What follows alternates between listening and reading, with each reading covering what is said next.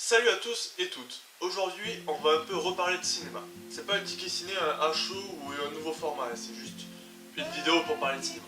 D'après Wikipédia, Richard Linklater appartient à une nouvelle génération de cinéastes indépendants américains capables d'alterner le cinéma expérimental et les productions grand public. J'ai découvert Richard Linklater l'an dernier avec son dernier film Everybody Wants Some. Et j'aime Richard Linklater tellement.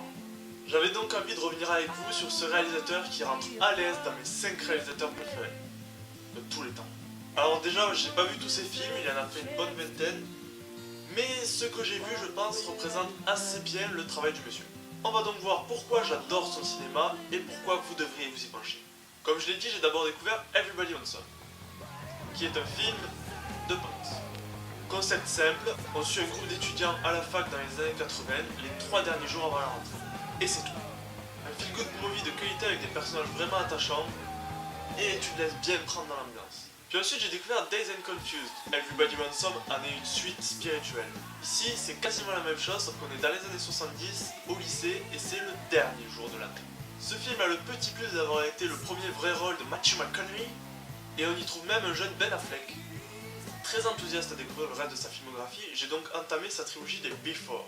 3 films d'amour, Before Sunrise, Before Sunset, Before Midnight. 9 ans entre chaque film, et ça suit toujours le même couple, Jesse et Céline, respectivement interprétés par Ethan Hawke et Julie Delpy.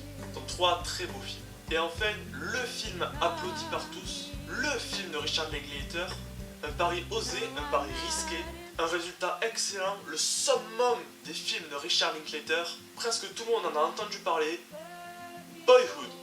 Un film tourné sur 12 ans, qui suit une famille américaine, sur 12 ans, et principalement Mason, dont on suit la vie de ses 6 à ses 18 ans, en gardant le même acteur, sur 12 ans.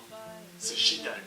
Si vous avez vu ces films, ou lu le titre de la vidéo, Linklater filme un truc assez présent autour de nous, la vie.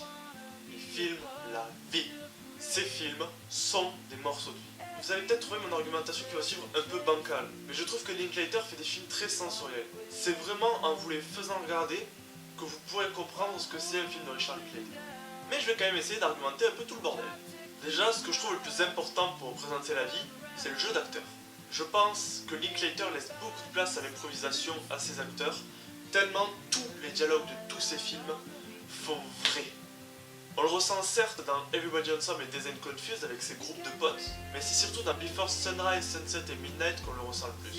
Avec des plans de plusieurs minutes sans coupe où Ethan Hawke et Julie Delpy discutent. D'ailleurs, l'écrasante majorité des films de Linklater, les gens qui discutent. C'est génial. C'est impossible qu'il n'y ait aucune impro.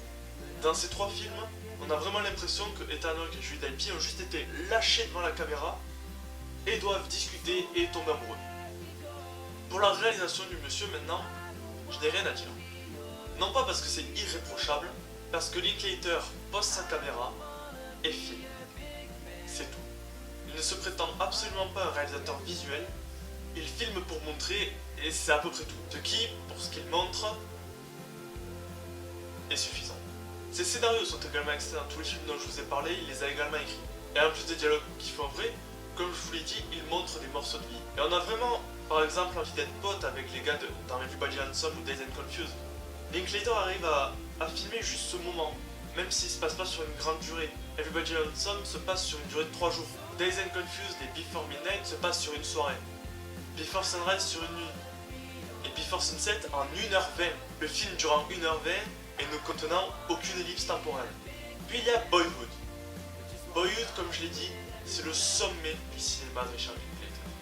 Ces autres films montrent des morceaux de vie, Boyhood, lui, montre la vie. Et oui, garder les mêmes acteurs sur 12 ans, ça porte tout le propos du film là-dessus. De plus, Linklater écrivait le script au fur et à mesure des tournages étalés sur 12 ans, ce qui permet notamment de mieux intégrer les personnages à leur époque, le film se passant de 2002 à 2014. Donc ouais, mon argumentation était peut-être un petit peu floue et un petit peu vague, mais pour moi c'est vraiment difficile de faire cette vidéo. Les films que j'ai présentés, comme je l'ai dit, il faut vraiment les ressentir. Je vous les recommande tous, vous devez tous les regarder. Dazed and Confused et Everybody Wants Some sont d'excellents feel-good movies, qui peuvent vous faire du bien même quand vous êtes au plus mal. Before Sunrise, Sunset et Midnight sont de très beaux films, sur une histoire d'amour réaliste, avec 2 acteurs juste excellents. Un petit plus perso pour Before Sunset, avec son aspect vraiment ininterrompu du début à la fin. Et Boyhood, un des meilleurs films que j'ai vu de ma vie, et le meilleur film qui montre la vie. Regardez ces films, partagez cette vidéo, abonnez-vous juste en dessous pour les prochaines vidéos. Et moi je vais de ce pas regarder le reste de la filmographie de Richard Linklater. Ciao.